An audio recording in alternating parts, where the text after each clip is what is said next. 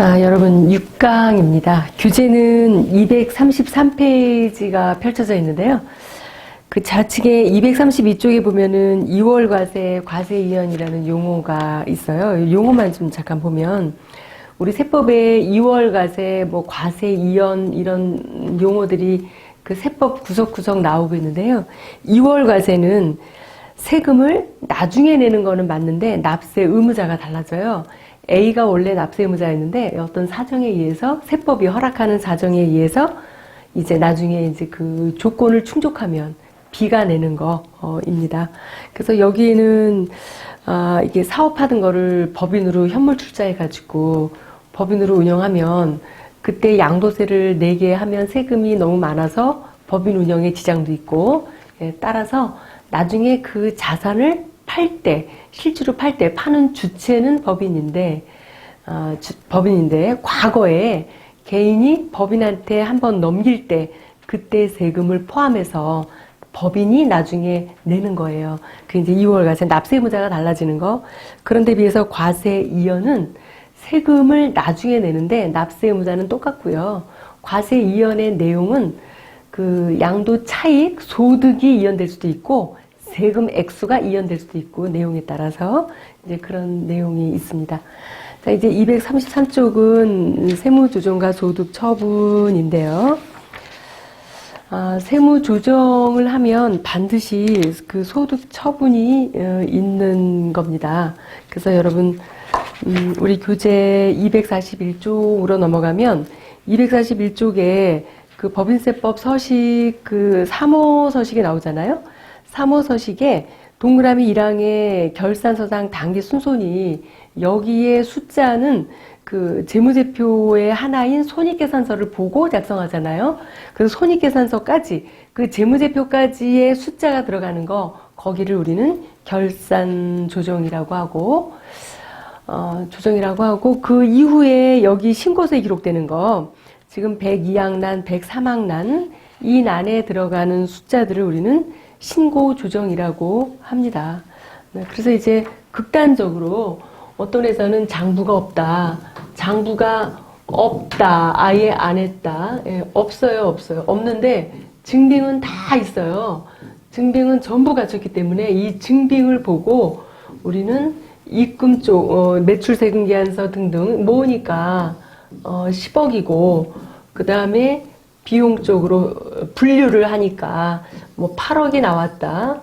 그래서 이 차이가 소득인데 이렇게 2억이 나왔다라고 했을 때 장부가 없으니까 결산조정은 없는 거거든요. 그러면 101항란에 제로인 거고요. 제로인 거고 입금산입란에 10억 원, 8억 원, 차가감 소득금의 2억 원 이렇게 되는 거예요. 그리고 밑에 하단에 있는 서식 내용에 뭐 다른 거 쓸 게 아무것도 없는 회사다라고 가정하면 그냥 여기가 과세 표준이 돼서 법인세율은 2억까지가 10%거든요. 그래서 이제 2천만 원 세금 내면 되는데 과연 장부 정리 안 해도 되는 건가? 장부 정리 안 해도 되는 건가? 이제 이 부분을 우리가 볼 텐데요. 장부 정리를 안 해도 되는가, 여러분요. 교재는 쪽수로다가는 우리 자, 어느 쪽에 있을까요? 244쪽으로 몇 장 더 지나가 볼게요. 244쪽에 결산조정과 신고조정이라는 용어가 나오는데요. 자, 결산조정, 이렇게도 되는가? 여기 그 당기순이익은 없고, 입금, 손금, 얘는 입금이고 얘는 비용은 다른 용어로 손금이거든요. 손금. 자, 이래도 될까? 회계에서는 비용, 법인세법에서는 손금, 회계에서는 수익, 자, 법인세법에서는 입금, 이렇게 얘기를 합니다. 법인세법에서는 입금, 손금, 이렇게 얘기하고요. 회계에서는 수익, 비용, 이렇게 얘기합니다.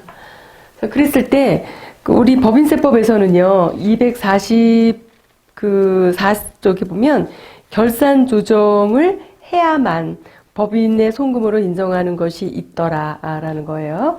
그래서 245쪽에 법인세법에 열거된 결산 조정 항목을 보면 일단 기본적으로 이제 준비금 제도는 없어져서 준비금은 제가 하지 않겠습니다. 동그라미 2항에 감가상각비는 기본적으로 결산에 반영해야 돼. 그러니까 차변, 대변, 분계를 해야 된다는 뜻입니다. 물론 이 안에 예외가 있어요. 예외가 기역서부터 리을까지 뭐가 예외가 있기는 한데 그 예외는 이제 뒤로 가서 공부하기로 하고 기본적으로 감가상각비는 차변, 대변, 분계해야만 인정한다. 분계하지 않으면 인정 안 한다.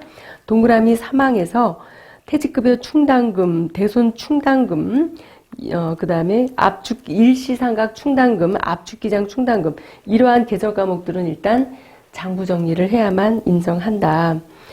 자, 충당금이라는 의미는 아직까지는 발생하지 않아 돈이 나갈 권리 의무가 확정되진 않았지만 준비하는 겁니다. 준비. 일시상각 충당금은 감가상각을 한꺼번에 한다는 거예요. 일시에 버리는 거고요. 압축기장 충당금은 장부 금액을 압축해 버린다는 거예요. 원래 토지를 10억 주고 샀는데 토지 가격을 제로로 해놓는다, 아니면 1원으로 해놓는다, 뭐 이렇게 압축해 놓는다, 뭐 하여튼 법에서 허락하는 이유가 있어서 자, 이러한 것들은 전부 다 장부 정리를 해야 되는데 이 중에서 리을은 이렇게 한꺼번에 100%를 상각하거나 100%를 한꺼번에 장부를 줄이거나 이러한 거는 회계 기준에 맞지 않아요. 회계 기준에 맞지 않아서 혹시 회계 기준에 위반돼 가면서까지 이렇게 장부에 꼭 올려야 되는가, 이제 이거에 대해서만큼은 좀 선택적으로 리을만큼은 선택적으로 결산에 반영 안 해도 봐줄게. 이제 그런 내용이 리을의 이제 주사항으로 있습니다. 자, 그 다음에 대손 충당금이 아니라 실질적으로 대손이 발생한 것도 원칙적으로는 결산 조정 항목이에요. 다만 거기 이제 열거 해놓은 것 중에 소멸시효가 완성된 거 또는 파산 회생법으로 인해서 그런 회생채권 뭐 이런 것들 그러니까 회생 절차 중에 일부 금액은 뭐 안 갚아도 돼. 그럼 상대방은 대손이잖아요. 이제 그러한 이제 특별한 몇 가지는 신고 조정도 허락을 해요. 우리는 지금 다 100% 기억하지 않아도 또 이제 반복하다 보면 이제 기억하실 텐데 이제 알 수 있는데, 자, 이제 기본적으로 감가상각비, 그 다음에 퇴직급여 충당금, 대손 충당금, 이거는 무조건 결산 조정인데 특별하게 예외는 있을 수 있다. 예외는 우리 보기로 하고, 자, 그 다음에 또 자산의 폐기 평가 손실, 우리는 뭐 인테리어를 다 해놨는데 우리가 뭐 원상복구를 하고 이사 가야 된다든가 아니면 못 쓰는 창고에 있던 불량 물건들을 다 쓰레기 그러면 버려야죠. 그 말고 일부 뭐 고철로 받고 팔았다든가 뭐 이랬을 때 장부 가격하고 소액이지만 받는 금액하고 또 차이가 날 수도 있고 전혀 못 받을 수도 있고요. 네, 그랬을 때 이거는 전부 다 장부에 반영해야 된다. 장부. 자, 그런데 비해서 신고 조정은 지금 여기 결산 조정으로 열거된 거 외에는 전부 다 신고 조정이 가능하다. 이제 이런 뜻입니다. 그럼 이제 여기서 여러분요, 이 비용이 8억인데 이분이 말하기를 우리는 기계를 10억 주고 산 게 있어서 이 중에 내용 연수 우리 회사는 정액법 10년이고 1억 정도는 비용 처리해야 되겠다. 그랬을 때 이 비용을 여기다가 이렇게 올려서 플러스 1억 올려서 9억이 될 수 있을까에 대해서는 못한다라는 거죠. 왜냐하면 여기 감가상각 충당금, 감가상각비는 기본적으로 장부에 반영해야만 되니까 안 된다, 이제 그런 뜻입니다. 자, 이제 이번에는 신고조정은 이외의 사항은 다 들어갈 수 있다, 이렇게 말씀을 드렸습니다. 자, 그리고 이제 용어 좀 잠깐 한 번 더 볼 텐데요. 우리는 다시 조금만 앞으로 다시 돌아가서 234쪽에 입금과 손금이 있어요. 입금은 회계 수익이나 마찬가지라고 했고요. 법에서 특별히 규정하는 거 빼놓고는 전부 다 입금이다. 입금. 동그라미 1항에 보면은 둘째 줄에 순자산 증가설 이런 표현이 있습니다. 자, 그래서 우리는 회계가 자산에서 부채를 빼면 자본인데 이 자본은 다른 표현으로 순자산 이렇게 표현을 해요. 그래서 순자산이 늘어나면 해가 지나서 1년 지나서 순자산이 늘어나면은 뭐 소득이 있었다 이런 개념이에요. 특별하게 법에서 열거하는 거 빼놓고는 이제 그런 뜻이고요. 자, 그 다음에 손금의 개념은 마찬가지로 이 순자산이 떨어지는 거죠. 떨어지는 거예요. 근데 이제 여기서 셋째 줄에 이제 중요한 겁니다.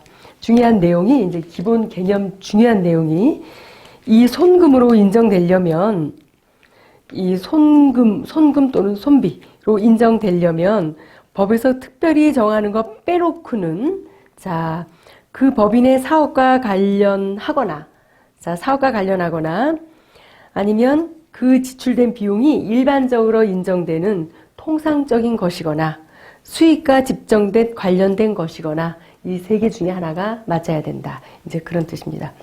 우리는 보통 이 불복할 때요.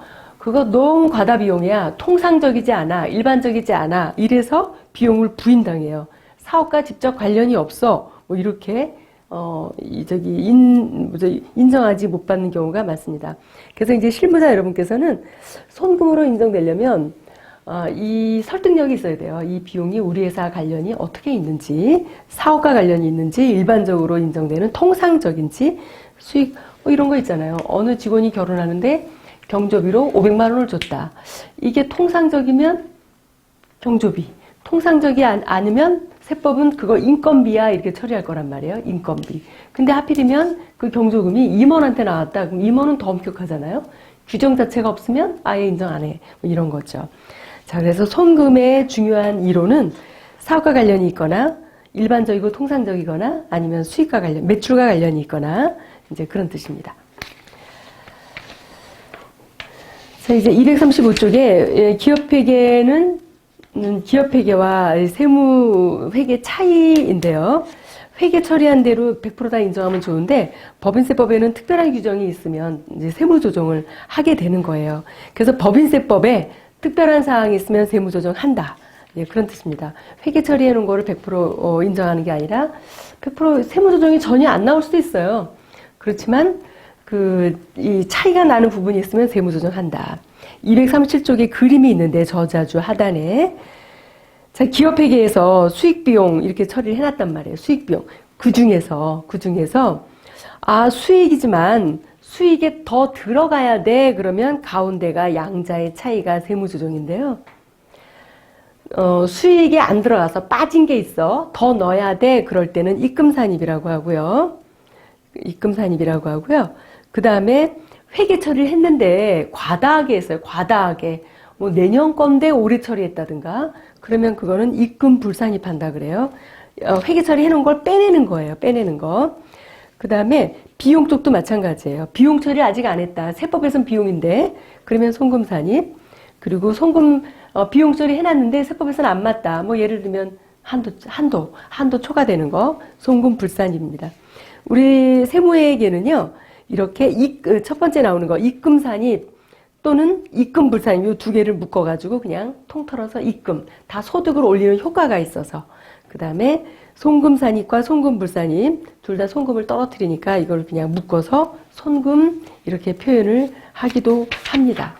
그리고 실제로 이 서식이 241쪽에 있는 이 서식이 좀 이 칸이 좁잖아요. 그러니까 입금산입, 송금산 102항란, 103항란 입금산입 또는 송금불산입이 용어가 생략된 거예요. 자, 송금산입, 입금불산입 용어가 생략돼서 송금산입 하나만 나온다. 자, 이렇게 그 용어를 봐주시고요. 다시 쪽수 236쪽에 권리 의무 확정주의라는 표현이 있는데요. 이거는 귀속에 대한 얘기입니다. 귀속을 어느 연도로 시킬 것인가. 그래서 그 둘째 줄에 보면 돈은 받을 권리가 있을 때 잡는 거고 수익은 그 다음에 부채 쪽, 비용 쪽은 내가 줘야 될 의무가 생겼을 때 회계 처리를 한다. 우리 회계는 발생주의예요. 발생주의인데 세법은 권리 의무 확정주의 거의 유사해요. 거의 유사한데 틀리는 사항이 있다면 그거는 이제 세무조정으로 그 차이를 조정하면 됩니다. 자, 이제 이렇게 해서 238쪽은 소득금액 조정 합계표 회계 처리한 거에 세무조정이 발생되면 이 서식에다가 옮기는 건데요. 여기에 처분란이 있습니다. 세무조정을 하면 반드시 그 돈에 대한 귀속을 찾아가야 돼요. 귀속을. 우리가 그렇잖아요. 이 회계 처리를 하면 차변의 비용, 대변의 예금이라든가 아니면 대변의 매출, 차변의 외상이라든가 자, 이러한 분계를 하게 돼요. 근데 이 분계가 누락이 됐다. 누락이 됐으면 궁극적으로 얘는 비용이니까 대차대조표에 잉여금이 이게 좀 누락했을 때 잉여금이 적게 숫자가 올라간 거고요. 이런 거를 누락했다. 이런 거를 그러면 잉여금이 이 매출은 잉여금을 올리는 거잖아요. 이렇게 그러면 잉여금이 올라가야 되는데 얘가 누락된 거예요. 그래서 이와 같이 잉여금에 반영이 돼야 될 숫자가 누락됐어요. 뿐만 아니라 이게 외상이 아니라 만약에 돈을 받은 거다. 그러면 이 돈이 누구 주머니로 들어갔나 이것도 밝혀줘야 되거든요. 이것도. 그래서 이 분계가 안 되고 이 결산 조정이 안 되고 세무 조정이 된 거는 반드시 이 소득 처분이라는 걸 해서 그 소득이 회사에 그대로 있는 건지 밖으로 나갔는지 누구 주머니로 들어갔는지 아까 이와 같은 상황은 외상으로 팔았다. 이거는 돈이 나가진 않았어요. 잉여금은 좀 아직까지 이렇게 올라가야 되는데 올라가지는 못했지만 이 돈이 빠져나가진 않았어요. 현금이다 그러면 누구 주머니로 들어갔죠. 누군가의 주머니로. 그래서 이제 그것도 역시 소득 처분을 해서 이제 소득세도 가져오는 그런 처분을 하게 됩니다. 우리는 자, 소득 처분을 좀 잠깐 볼게요. 249쪽 중간에 보시면 그림으로 있어요. 우측에. 산의 유보. 아직까지 돈이 빠져나가지 않았는데, 그 유보가 어디에 있는가, 그 유보된 내용이 어느 과목에 있는가, 이거든요. 여기 유보와 기타란이 있는데, 요 기타란은 저기 회사 잉여금이나 손익계산서에 반영된 거, 거를 우리는 소득 처분할 때 기타 처분이라고 합니다. 그 다음에 유보는 자, 여러분요. 다시 한번 정리해 볼게요.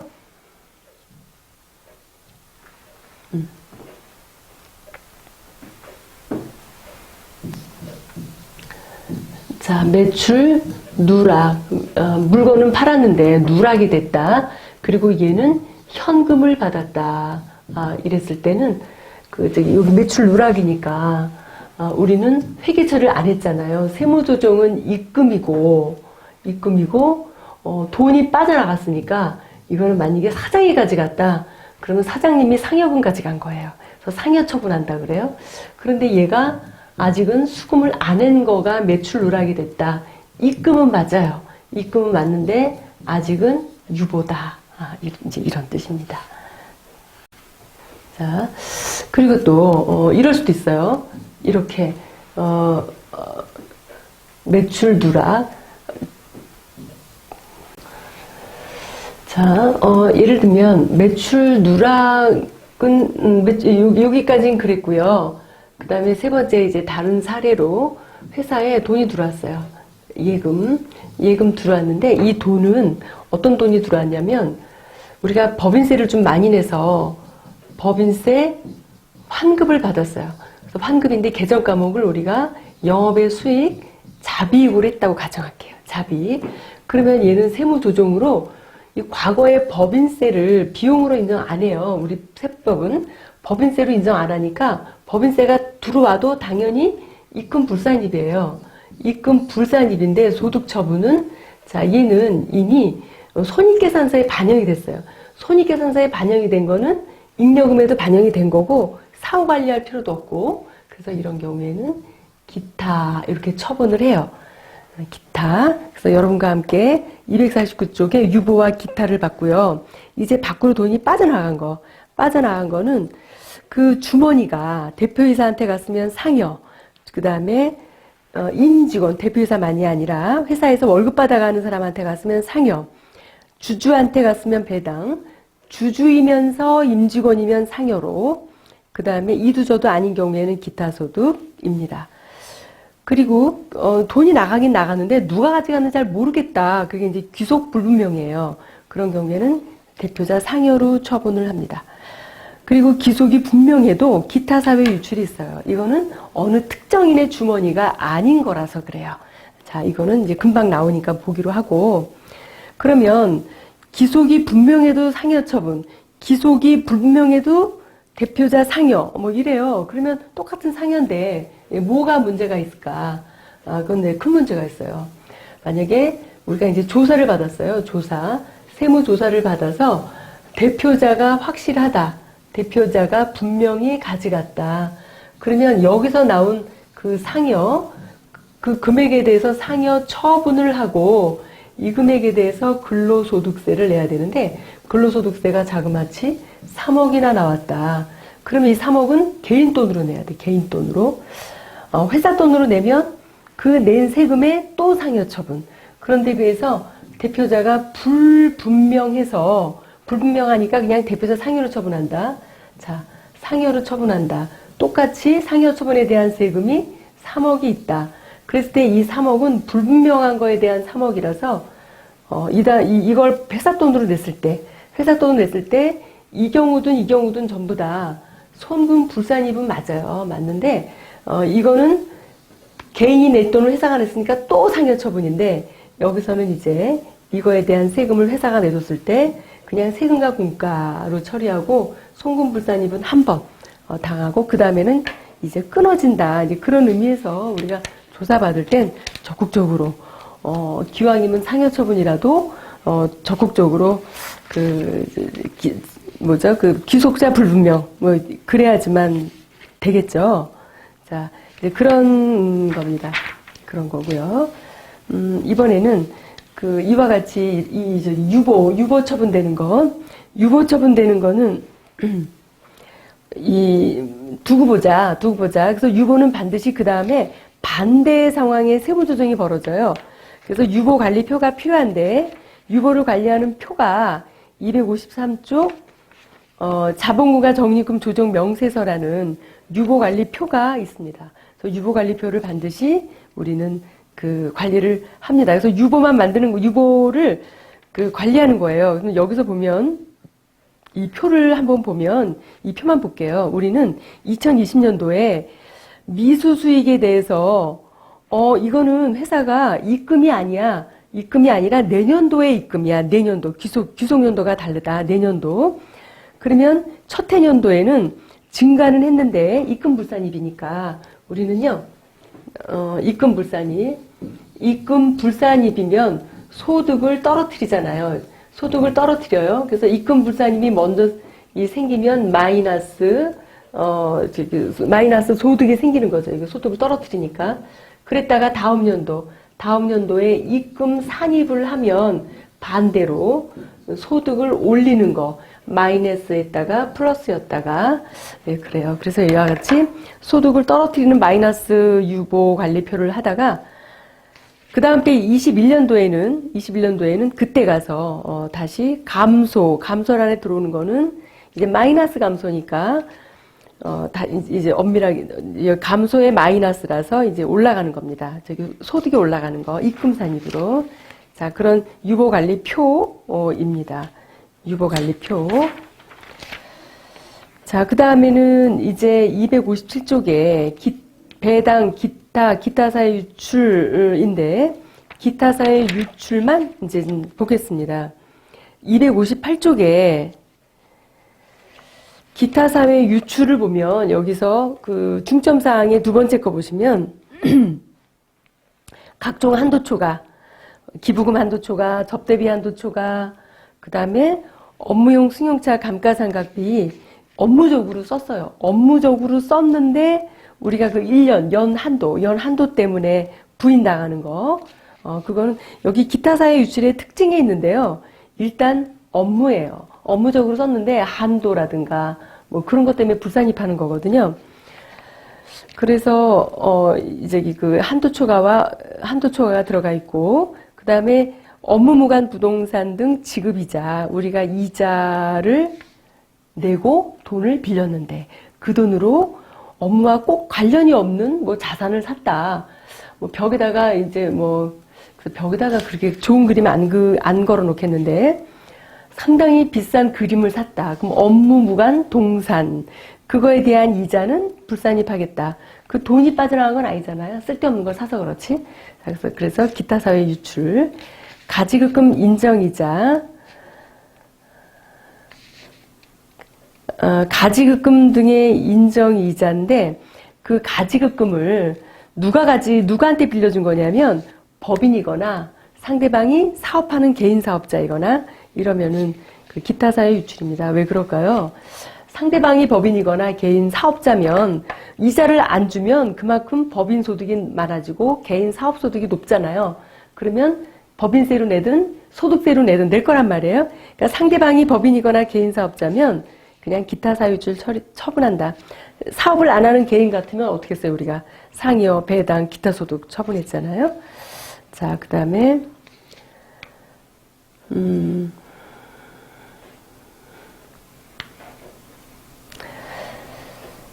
이제 나머지 사항은 이제 우리가 또 공부하면서 한 번 더 살펴보기로 하고요.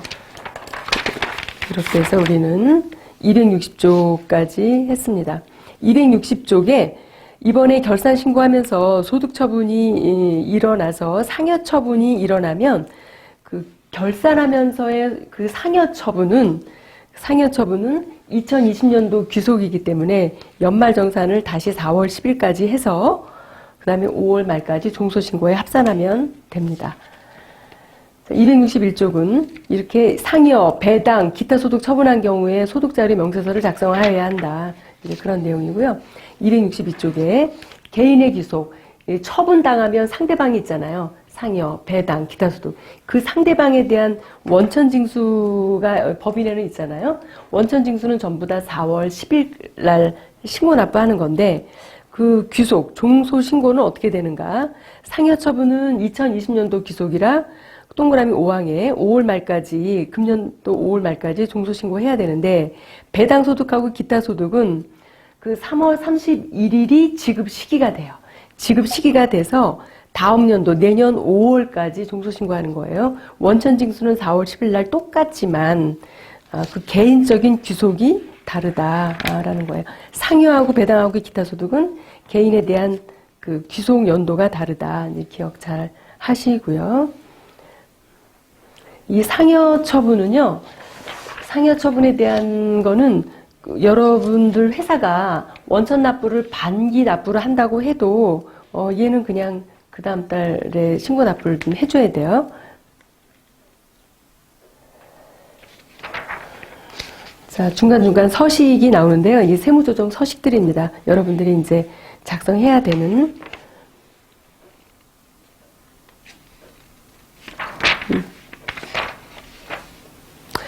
그 다음에 266쪽에, 자, 우리 이제 소득 처분을 하나 더 해볼게요, 여러분요. 이 세무서는 기본적으로, 국세청은 기본적으로 제가 상당히 놀부라고 하는데요. 이제 이런 시각입니다. 우리가 그 상여 처분 당하는 거하고 기타 소득 처분 당하는 거하고 비교하면 이제 대표이사가 이미 소득세율이 40%예요. 그러면 상여 처분도 40%거든. 40% 이상이거든요.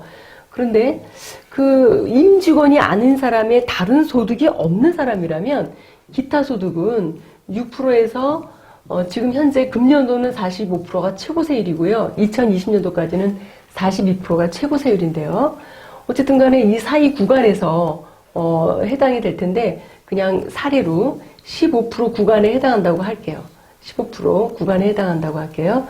그래서 이제 이 판례 같은 거 보면 법인에서 대표이사한테 돈을 빌려주고 대표이사가 자기 딸한테 돈을 또 뭐 줬거나 빌려주거나, 그런데 이 경우에 법인이 직접 딸한테 대여한 거로 처리했어요. 대여를 해서 자 1억이라고 할게요. 그리고 여기에 대한 이자가 460만 원이 나와서 이분의 소득세율 15%를 적용한 세금을 이제 원천징수를 하려고 합니다. 원천징수 하려고 하는데 이분의 종합소득세율은 이 15%는 본인의 종합소득세율이 5월 달에 하는 거. 자, 기타 소득은 기본적으로 20%를 먼저 하는 거예요. 20%를. 근데 요거는 이제 20%라고 하더라도 이거보단 싸죠. 여기 40%보다는. 자, 그래서 법인이 딸한테 돈을 빌려준 거로 했다. 이렇게 처리하고 딸한테 기타 소득 처분했어요. 그랬더니 세무서에서는 이 딸하고 법인은 원래가 이분이 안 계시면 이 돈을 빌려줄 리가 없죠. 그래서 이렇게 해서 이렇게 간 거다. 그래서 이제 거꾸로 상여 처분은 대표이사한테, 기타 소득 처분이 아니라 그 다음에 대표하고 딸하고는 또 다른 문제로 또 따지는 거예요. 증여 같아. 아무래도 증여. 그래서 증여세 내야 될 것 같아. 이제 이렇게 따지는데 갚겠다고 하니까 아버지한테 또 빌린 거를 하는데 상여 처분이 아버지한테로 가니까 이렇게 많이 비싸집니다. 자, 그래서 아버지가 딸한테 빌려주는 거로. 자, 그래서 이 관계가 전혀 남이지만 이 회사는 딸한테 준 것이 임직원 주주가 아니기 때문에 기타 소득이 맞지만 중간에 대표이사가 있기 때문에 이와 같이 그 처분이 상여로 돌아간 거가 있다라는 내용이고요. 266쪽의 핵심 예규의 1번에 사회 유출 금액을 회수해서 수정 신고하는 경우에 소득 처분인데요. 소득 처분인데 이제 그런 거 있잖아요. 우리가 또 예금을 받았습니다. 현금이라 그럴게요. 현금을 받았는데 얘가 매출을 한 거예요. 매출을 1억 이렇게 했는데 뭐 현금 예금 큰 돈이 또 뭐 현금 다발로 올 리는 없는 것 같고. 그런데 이 세금계산서를 안 끊었어요. 세금계산서 안 끊고 이와 같이 가수금 1억.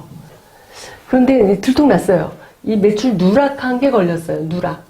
조사 과정에서 누락이 확인이 됐어요. 세금계산서 안 끊은 거. 그러면 얘는 바로 이 돈 회사에 있어요. 회사에 있어도 상여라는 거예요. 회사에 있어도. 만약에 얘가 가수가 아니라 선수금으로 했으면 어떻게 됐을까요? 선수금. 이 계정 과목의 선수금은 나중에 물건으로 돌려주겠다. 이런 의미를 갖고 있는데, 물건은 이미 팔았죠. 설사 그렇다 해도 가수금보다는 선수금은, 이제 좀 다른 성격을 갖고 있어요. 그래서 이런 경우에는 아마 상여 처분은 못할 것 같아요. 자, 이제 우리는 누락이 확인된 거를 들켰어요. 들켜서 아직은 상여 처분 당하기 전에 여기까지 확인됐을 때 우리가 얼른 입금을 시켰어요. 이 빼간 돈을 회사에 얼른 예금, 죄송해요. 자, 이게 가수금으로 돼 있다 그랬잖아요. 가수금. 그래서 우리가 수정신고를 했어요. 수정신고를 하고, 이 돈은 여기 회사에 있다. 회사에. 그럼 회계 처리하면 차변이 가수금으로 없어지고, 대변은 과거 연도 거 같으면 전기 손익 수정 이익 이렇게 되겠죠. 전기 걸 수정하는 거. 전기 손익. 이렇게 했다 하더라도 이미 공무원으로부터 확인되고 이렇게 하는 거는 상여 처분이다. 이제 그런 뜻입니다. 그래서 거기에 기억부터 비읍까지 기업부터 세무조사의 통지를 받은 경우, 세무조사가 착수된 것을 알고 한 경우, 등등등. 이렇게 원래 고의적으로 누락했는데, 걸릴 것 같아. 그래서 이렇게 회계 처리를 정리해 놓은 거는 여전히 소득 처분을 번복하지 않겠다. 나간 거로 보겠다. 이제 그런 뜻입니다. 이와 같이 가수금으로 했어도 상여 처분하는 이유는 이 돈을 언제라도 빼갈 수 있는 준비를 하고 있는 돈이기 때문에 이제 그렇습니다. 준비를 하고 있는 돈이라서. 네. 자, 다음에 268쪽에 5번째, 매출 누락 등의 상여 처분. 매출 누락하면 당연히 상여 처분인데, 여기 그 기억에 아직까지는 수금을 안 했다. 수금. 이런 경우는 상여 처분할 수가 없죠. 아직은 수금 안 했으니까. 자, 그 다음에 6번째, 임원 등에 대한 벌가금을 회사에서 내줬다. 근데 그 벌금이 업무 수행과 관련된 것일 때에는 이건 뭐 차량 벌가금 뭐 이런 거겠죠. 다 기타 사유출로 처분한다. 고요. 그다음에 법인세 비용은 아까 그 중소기업인 경우에는 이연법인세, 중소기업은 회계감사를 받아도 하지 않아도 되는 것으로 나와 있었던 거 기억하시죠? 그래서 여기서 이연법인세는 좀 생략하겠습니다. 자, 이제 285쪽 펴놓고 이번 강의 여기서 마치고 잠시 쉬었다가 다시 할게요.